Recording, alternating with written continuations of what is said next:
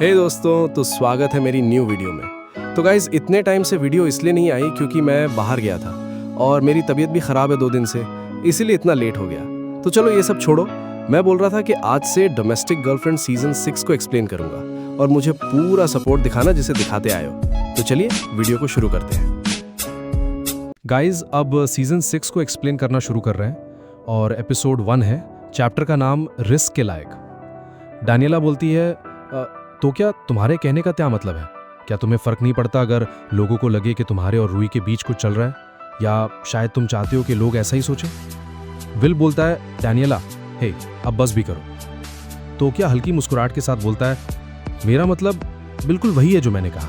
हो सकता है इससे तचिबाना को परेशानी हो क्योंकि वो पहले से ही किसी के साथ रिलेशनशिप में है, लेकिन अगर लोग ऐसा सोचना चाहते हैं तो इससे मेरा कुछ नहीं जाता। अच्छा, ऐसा है क्या? क्या तुम चाहती थी कि मैं कुछ ऐसा कहूं जैसे मैं उस जैसी लड़की को कभी डेट नहीं करूंगा? फिर बोलता है, चलो अब सब शांत हो जाओ और हमें तुम्हारा मग ठीक करने दो। रूही बोलती है, ओ ठीक है। डैनियला बोलती है, अरे गुस्सा मत हो तोकिया, मुझे माफ कर दो। तोकिया बोलता है, मैं गुस्सा नहीं हूं। डैनियला बोलती है, लो थोड़ी पिज्जा खाओ और अपना मूड ठीक करो। तोकिया बोलता है, मैंने कहा ना मैं गुस्सा नहीं हूं। फिर सीन थोड़ा आगे आता है। काजिता बोलता है, अब इसे कुछ दिनों के लिए सूखने देना होगा, बाकी का काम मैं नया सामान लाने के बाद कर दूंगा। रूही बोलती है, ठीक है।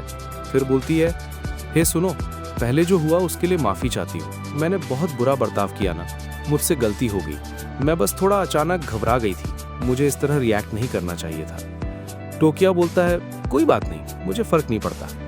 रूही बोलती है, हाँ मुझे लगा ही था कि तुम्हें बुरा नहीं लगेगा, लेकिन फिर भी खैर एक बार फिर से शुक्रिया। मुझे खुशी है कि अब मैं इस मग को सच में इस्तेमाल कर पाऊंगी।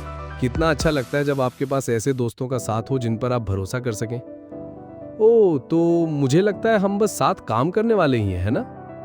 काजिता बोलता है, फिर मिलते हैं। रूही बोलती है, ठीक है, गुड नाइट। फिर देखते हैं, काजिता ब्लश कर रहा है। फिर कजीता स्टेयर से गिर जाता है। एक बंदा बोलता है, मैंने एक बहुत जोर की आवाज सुनी तो देखने चला आया। तुम ये क्या कर रहे हो टोकिया? टोकिया जमीन पर लेटे हुए बोलता है, कुछ नहीं। फिर सीन कॉलेज पर शिफ्ट होता है। नैने अपने गुलाम के साथ होती है और फिर बोलती है, माफ करना, मुझे जाना होगा, कुछ जरूरी काम आ गया है।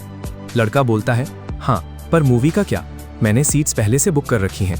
नैने बोलती है, मैं बाद में इसकी भरपाई कर दूंगी, वादा रहा। लड़का बोलता है, क्या तुम मजाक कर रही हो? नैने फोन पर मैसेज देखते हुए बोलती है, तुम कहाँ हो? घर पर। मुझे अपना एड्रेस मैसेज करो, मैं गूगल कर लूंगी। चुप रहो और बस भेज दो। फिर नैने सेलिजावा के घर पर पहुंचती है और बोलती है, हे भगवान, क्या तुम स्टेशन से थोड़ा और दूर नहीं रह सकती थी? मेरे पैर दुख रहे हैं, तुम्हें पता है ना मैंने आज हील्स पहनी है। फिर उसको देखकर बोलती है, क्या ये कोई लाश है? हे भगवान, क्या ये सड़ रही है? क्या मुझे एम्बुलेंस बुलानी चाहिए या शमशान वाली गाड़ी? फिर मियाँ भी बोलती है, शमशान वाली गाड़ी प्लीज। नैने बोलती है, मेरे मजाक में साथ मत दो बुद्धू। मियाँ भी बोलती है, बस मुझे मार डालो, मेरी जिंदगी वैसे भी खत्म हो चुकी है। नैने बोलती है, हाँ तो इस बार क्या हुआ? कौन सी जिंदगी? एक्टिंग ही तो एक ऐसी चीज थी जो तुम्हारे पास बची थी। फिर नैने मियाबी को लूजर बोलकर छेड़ रही है। फिर थोड़ी देर बाद नैने हंसकर बोलती है, क्या बस इतनी सी बात थी? फिर मियाबी बोलती है, ये मजाक नहीं है।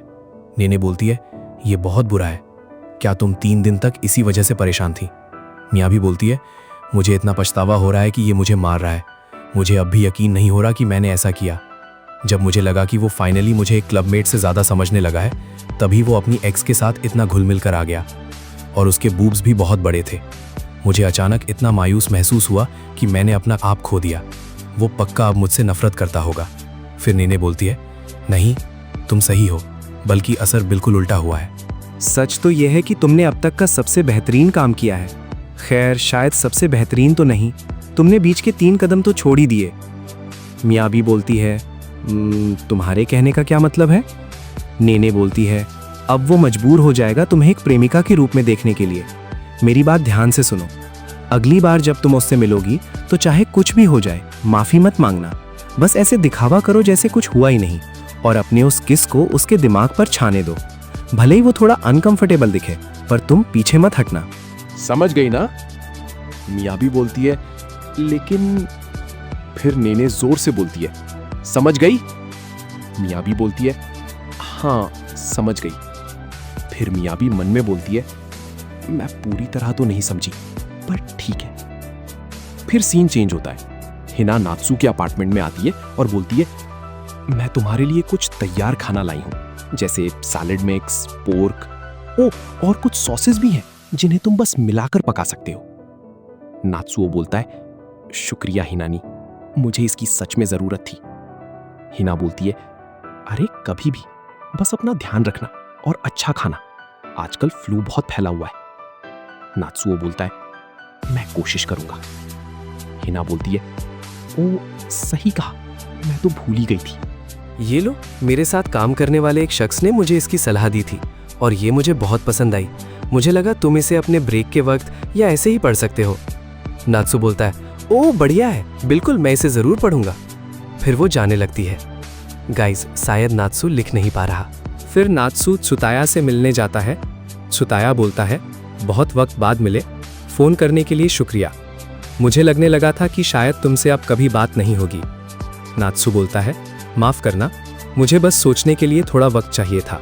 सुताया अपना सर नीचे करके बोलता है, मैं जो कुछ भी हुआ उसके लिए बहुत माफ़ी चाहता हूँ। नत्सुओ बोलता है, सुताया-सान प्लीज़ अपना सर ऊपर उठाइए। सुताया बोलता है, मेरा दिल दुखता है ये सोचकर कि तुम्हें कितना बुरा लगा होगा और तुमने कितना धोखा महसूस किया होगा। मैं अकेला शख्स था जो तुम्हारी हिफाजत कर सकता था, पर मैं उसमें नाकामयाब रहा। भले ही तुम्हारी किताब अच्छी बिक रही हो, पर जिस तरह से हमने सारी चीज़ें संभाली उसका मुझे अब भी पछतावा है। नत्सुओ बोलता है, मैं जानता हूँ, आप शुरू से ही उस मार्केटिंग के तरीके के खिलाफ थे, है ना?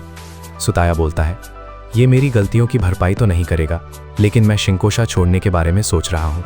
नात्सो चिल्लाकर बोलता है, क्या? सुताया बोलता है, मैं रिज़ाइन दे दूंगा और एक फ्रीलांस एडिटर बन जाऊंगा, फिर मैं कंपनी के दबाव में नहीं रहूंगा। नात्सु बोलता है, आप इस तरह अपनी नौकरी नहीं छोड़ सकते। सुताया बोलता है, और इससे हमें तुम्हारी लिखावट पर काम करने के लिए जितना चाहे उतना वक्त मिल जाएगा। तो नात्सो बोलता है, नहीं ऐसा मत कीजिए। सुताया हैरान होकर बोलता है, फुजी-कुन? नात्सो बोलता है, मैं इस लायक नहीं हूँ। सुताया-सान फिर हैरानी से, हाँ? नात्सू फिर अपने कॉलेज क्लब में बैठा है। फिर पीछे से मिया भी आती है। फिर मिया भी बोलती है, तुमने तो मुझे डरा ही दिया, मुझे लगा नहीं था यहाँ कोई होगा। नात्सू बोलता है, मेरी गलती है, तुम यहाँ कैसे? मुझे लगा था क्लब की अभी छुट्टियाँ चल रही हैं।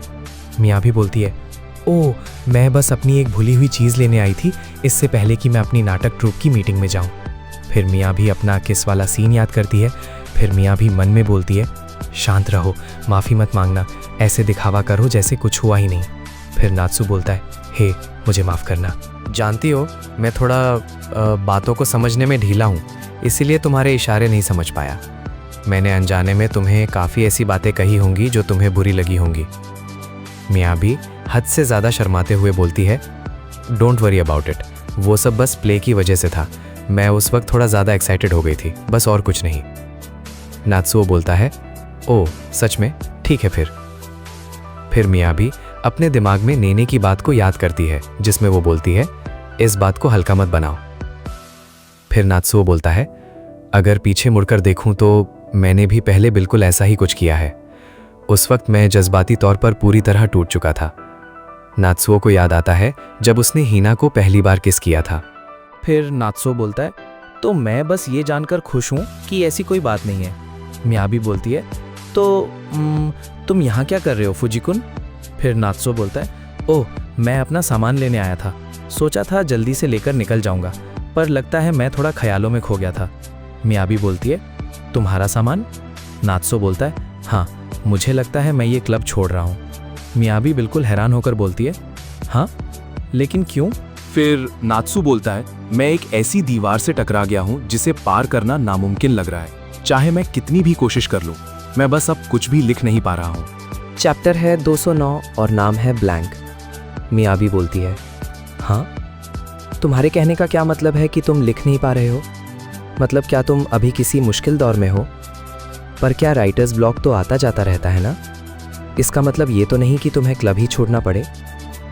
नात्सुओ बोलता है, पता नहीं, मेरे साथ ऐसा पहले कभी नहीं हुआ। शुरू में मुझे भी लगा कि ये कोई बड़ी बात नहीं है, लेकिन फिर फ्लैशबैक में सुताया हैरानी से बोलता है, तुम लिख नहीं पा रहे हो?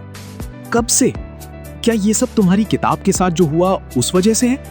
मतलब तुम्हारा मन नहीं है या फिर तुम चाहकर भी नहीं लिख पा रहे हो? नात्सुओ बोलता है, सच कहूं तो मैं आपको तब तक फोन नहीं करना चाहता था जब तक मेरा अगला ड्राफ्ट तैयार ना हो जाए। मैं ये मानता हूं कि अपनी किताब को उस बेली बैंड की वजह से बुरा भला सुनते देखना बहुत दुखदायक था, लेकिन सबके साथ और मदद की वजह से मैं उस बात से काफी जल्दी बाहर निकल गया था और मुझे पता था कि ऐसे उदास बैठने से कुछ नहीं होगा। इसीलिए मैंने सोचा कि सब भूलकर काम पर वापस लग जाना चाहिए। पर एक रात जब मैं लिखने के लिए बैठा, फिर नात्सुओ मन में बोलता है, क्या मुझे इस बार यंग एडल्ट कहानियां लिखनी चाहिए? बेहतर होगा कि मैं एक जुर्म से जुड़ी चीजों से दूर रहूं, अगर मैं फिर से वैसा हंगामा नहीं चाहता तो। मैं ये क्या सोच रहा हूं? अगर मैंने खुद पर शक करना शुरू कर दिया तो मैं फिर कभी कुछ नहीं लिख पाऊंगा। जो भी हो, अब लिखने का वक्त है। चलो देखते हैं माहौल। गांव का नजारा अच्छा रहेगा। नात्सुओ लिखते हुए बोलता है, एक पिछड़े इलाके के सुनसान ट्रेन प्लेटफॉर्म पर एक शख्स हैरानी में खड़ा था, जैसे कि फिर नात्सुओ के दिमाग में सब कुछ सफेद या ब्लैंक हो जाता है। वो आगे का एक शब्द भी नहीं लिख पा रहा है और पूरी तरह जम गया है। मेरा दिमाग बस बिल्कुल खाली हो गया है। बात यह है कि मुझे पहले भी कई बार लिखने में रुकावट आई है, पर जैसे ही वो परेशानी खत्म होती थी मैं वापस लिखने लगता था। मुझे नहीं पता इस बार क्या वजह है। मुझे नहीं समझ आ रहा कि मैं थक गया हूं या इंटरनेट पर लोगों की बातों से उदास हूं या फिर कुछ और। ये मेरे साथ पहली बार हो रहा है। सच कहूं तो मुझे नहीं पता कि अब क्या किया जाए। कौन जाने मैं अब कभी लिख भी पाऊंगा या नहीं। अभी के लिए तो मैं बिल्कुल बेकार हूं। इसका मतलब ये भी है कि अब मैं स्क्रिप्ट भी नहीं लिख सकता। जहां तक क्लब की बात है, मैं वहां बस एक बोझ हूं। इसलिए जब तक क्लब की छुट्टियां चल रही हैं, मैंने सोचा कि अपना सामान लेकर निकल जाऊं। और फिर मिया भी नात्सुओ को रोकते हुए बोलती है, ये बिल्कुल सच नहीं है। क्लब में कोई भी फालतू का बोझ नहीं होता। तो क्या हुआ अगर तुम अभी स्क्रिप्ट्स नहीं लिख सकते? हाना सेंपाई के आने से पहले सब मिलकर बाकी कामों में एक दूसरे की मदद करते थे, याद है? Production, acting, lighting, audio, costume design, ऐसी बहुत सारी मजेदार चीजें हैं जो तुम कर सकते हो। फिर मिया भी जोर से चिल्लाते हुए बोलती है, सिर्फ इसलिए कि तुम लिख नहीं पा रहे हो इसका मतलब ये नहीं है कि तुम बेकार हो फूजी-कुन। गाइस, ये बात मुझे बहुत अच्छी लगी मियाबी की। नात्सुओ बोलता है, शुक्रिया। मुझे लगता है मैं नारा-सान से इस बारे में बात करूंगा। एम्प्लॉय बोलता है, सुताया-सान, क्या आपने शेड्स ऑफ टुमारो के नए रिव्यूज देखे हैं? सुताया-सान बोलता है, रिव्यूज? नहीं तो। एम्प्लॉय बोलता है, अच्छे रिव्यूज अब तेजी से बढ़ रहे हैं। चीफ ने कहा था कि जैसे ही बुरे रिव्यूज खत्म होंगे, मौसम बदल जाएगा। लगता है उन्हें पहले से पता था कि ऐसा होगा। सुताया-सान मन में बोलता है, फिर भी जो कीमत हमें चुकानी पड़ी वो बहुत ज्यादा थी। फिर सीन टोजन के घर पर शिफ्ट होता है। टोजन बोलता है, अच्छा तो तुमने लिखने का हुनर खो दिया है। नात्सुओ बोलता है, ऐसा लग रहा है जैसे मैं अचानक साइकिल चलाना भूल गया हूं, जैसे कि मैं इतने वक्त से इसे चला कैसे रहा था। टोजन बोलता है, देखो मैं ये तो नहीं कहूंगा कि ये हमेशा होता है, पर इस इंडस्ट्री में ये काफी आम बात है। नात्सुओ बोलता है, क्या आप ऐसे लोगों को जानते हैं जो इस दौर से गुजर चुके हैं? कोई अंदाजा कि उन्होंने इससे पीछा कैसे छुड़ाया? टोजन बोलता है, ये हर किसी पर अलग तरह से असर करता है। कुछ लोग किसी वजह से अचानक ठीक हो जाते हैं, जबकि बाकी लोग कभी वापस नहीं लिख पाते और कोई दूसरा काम ढूंढ लेते हैं। खैर, अभी के लिए बस इसके बारे में ज्यादा मत सोचो। अगर तुम ज्यादा बेचैन हो गए और तुमने खुद को पहले की तरह लिखने के लिए मजबूर किया, तो तुम पढ़ना और लिखना अपने लिए और भी मुश्किल बना दोगे। तुम नहीं चाहते ना कि तुम किताबों से नफरत करने लगो। फिर घर पर सीन शिफ्ट होता है। मम्मी बोलती हैं, मोची के लिए क्या चाहिए, रेड बीन पेस्ट या किनाको? नात्सुओ और हीना आराम से बैठे हैं, पर नात्सुओ अब भी थोड़ा खोया खोया है। फिर हीना बोलती है, ये गेम शो अब नए साल का एक पक्का हिस्सा बन गया है ना? नात्सुओ बोलता है, हाँ, इसे देखकर लगता है कि नया साल सच में आ गया है। फिर हीना अपने मन में बोलती है, नात्सुओ कुन थोड़ा परेशान लग रहा है। क्या क्रिसमस पर जो हुआ वो बात अब भी उसे परेशान कर रही है? उसके लिए ये एक झटका रहा होगा जब एक ऐसी लड़की ने ऐसा कुछ किया जिसे वो सिर्फ दोस्त समझता था। आखिर उसके पास पहले से ही रूही है। पता नहीं वो इस बारे में क्या सोच रहा होगा। फिर नात्सुओ का पैर टच हो जाता है हीना से। फिर नात्सुओ बोलता है, ओ माफ करना। हीना बोलती है, कोई बात नहीं। क्या ये सिर्फ मैं हूं या फिर इस कोटात्सु के अंदर बैठने से हर चीज और भी ज्यादा गहरी महसूस होती है? फिर हीना का पैर नात्सुओ को छूता है। हीना बोलती है, हर हल्का सा छूना भी कितना अजीब लग रहा है। हीना नात्सुओ के पैर पर गुदगुदी करने लगती है। नात्सुओ बोलता है, हीना नहीं। फिर हीना शरारत भरी मुस्कुराहट के साथ बोलती है, तुम्हें बहुत ज्यादा गुदगुदी होती है ना, पता है? नात्सुओ हंसते हुए बोलता है, रुको, इससे गुदगुदी हो रही है। हीना बोलती है, चलो अब हुई ना बात। कितना वक्त हो गया तुम्हें हंसते हुए सुने। मैं तो भूल ही गई थी कि तुम्हारी हंसी कैसी सुनाई देती है। नात्सुओ बोलता है, ओ सच में? हीना बोलती है, मैं तुम्हारी आवाज और सुनना चाहती हूँ। तो ये लो दूसरा राउंड। फिर से हीना कोतात्सु के अंदर फिर से गुदगुदी शुरू कर देती है। फिर नात्सुओ आवाज निकालते हुए बोलता है, हीना नी, तुम तो मुझे मार ही डालोगी। हीना बोलती है, ये लो। नात्सुओ बोलता है, बस करो अब। नात्सुओ हंसते हंसते गिर जाता है और उसका पैर फिसल जाता है। नात्सुओ हीना का नाम लेता है। दोनों एक दूसरे से टकराते हैं। फिर हीना नात्सुओ को प्यार से मुस्कुराते हुए देखती है। फिर हीना बोलती है, ओ माफ करना। मम्मी बोलती है, ओ तुम दोनों अब बड़े हो जाओ। फिर सीन दिखाया जाता है। शिंकोशा लिटरेरी अवार्ड सेरेमनी का बड़ा वेन्यू दिखाया गया है। हाना सेंपाई एक सुंदर ड्रेस पहनकर अवार्ड सेरेमनी में पहुंची हैं। वेन्यू के अंदर काफी भीड़ है और बड़े बड़े लोग आए हुए हैं। हाना बोलती है, फूजी कुन, आने के लिए शुक्रिया। नात्सुओ बोलता है, माफ करना, मुझे देर हो गई, स्टेशन पर थोड़ा फंस गया था। क्या तुम अकेले हो? तुम्हारे एडिटर कहाँ हैं? हाना बोलती है, वो थोड़ी देर पहले मिलने आए थे पर फिर कहीं चले गए। उन्होंने कहा था कि जब सेरेमनी शुरू होगी तब वो मुझे लेने आएंगे। फिर त्सुताया आता है और बोलता है, फूजी कुन, तुम यहां कैसे? नात्सुओ बोलता है, हे त्सुताया सान, हाना सेनपाई ने मुझे हौसला देने के लिए बुलाया था। त्सुताया बोलता है, ओ समझ गया, पहला इनाम जीतने के लिए बहुत बधाई हो। फिर नात्सु से बोलता है, क्या तुम ठीक हो? नात्सुओ बोलता है, आपका मतलब क्या है? त्सुताया बोलता है, अभी तुम जिस दौर से गुजर रहे हो उसमें ऐसी जगह आना तुम्हारे लिए मुश्किल होगा। नात्सुओ बोलता है, हाँ मुझे लगता है मैं संभाल लूंगा। अगर किस्मत अच्छी रही तो शायद यहां आकर मेरा दिमाग फिर से लिखने के लिए तैयार हो जाए। नात्सुओ बोलता है, ओ क्या टोगन सेंसे इस बार जज थे? त्सुताया बोलता है, हाँ, ओ हाँ, पर वो अक्सर ऐसे इवेंट से दूर ही रहते हैं। हना बोलती है, ये तो बुरी बात है, मैं उम्मीद कर रही थी कि मुझे उनसे बात करने का मौका मिलेगा। आदमी बोलता है, हनामुरा-सान, अब वक्त हो गया है। फिर अवार्ड सेरेमनी शुरू होती है और हना सेंपाई स्टेज पर जाती हैं। हना सेंपाई बोलती हैं, ये मेरे लिए बहुत सम्मान की बात है कि मुझे ये अवार्ड मिला। आप सबका बहुत बहुत शुक्रिया। फिर नात्सुओ भीड़ में खड़ा होकर उनके लिए तालियां बजा रहा है। फिर नात्सुओ अपने दिमाग में बोलता है, अगर मुझसे लिखना छीन लिया जाए तो मैं कुछ भी नहीं हूं, है ना? पता नहीं क्या मुझे कभी सीने के खालीपन की आदत हो पाएगी। अनाउंसर बोलता है, और इसी के साथ कृपया फंक्शन का लुत्फ उठाएं। फिर सेरेमनी में लोग घुल मिल रहे हैं और खा पी रहे हैं। फिर टोगेन आता है। त्सुताया बोलता है, आप सच में यहां आए हैं? नात्सुओ बोलता है, मुझे लगा था आपको अवार्ड फंक्शन से नफरत है। टोगन बोलता है, बिल्कुल सही कहा तुमने, ये लोग हमेशा मुझसे ऐसी जगहों पर स्पीच दिलवाते हैं, भला वो मुझसे किस तरह की सलाह की उम्मीद रखते हैं जो मैं इन नए लिखने वालों को दूं, जिनसे मैं ना तो सोच से मिलता हूं और ना ही स्टाइल से। पर खैर, इस बार की विजेता आपकी दोस्त है ना? हाँ, और इस नए लेखक की लिखावट में वो बात है जो मैंने काफी वक्त से किसी नए बंदे में नहीं देखी, इसीलिए मैंने सोचा कि यहां रुककर थोड़ी बातचीत कर ली जाए।